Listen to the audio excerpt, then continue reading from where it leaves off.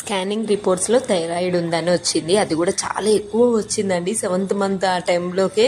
అంతకుముందు టీఫా అప్పుడు లేకుండే 7th మంత్ స్కానింగ్ అప్పుడు వచ్చింది. ఇంకా డైరెక్ట్ అయితే 25 mgనే వేసుకోమన్నారు. ఎర్లీ మార్నింగే వేసుకోవాలంట కదా థైరాయిడ్. అదైతే నాకు ఎంత భయం అయ్యేదో మీకు విషయం తెలుసా. నాకైతే మనసు పెరిగే కొద్దీ థైరాయిడ్ కూడా పెరిగిందండి. లోపల బేబీతో పాటు నాకు థైరాయిడ్ కూడా పెరిగేది. 25 mg నుంచి 50 mg 75 mg వరకు వేసుకున్నాను. అంటే 3 టాబ్లెట్స్ వేసుకునేది, అంత పెరిగేది.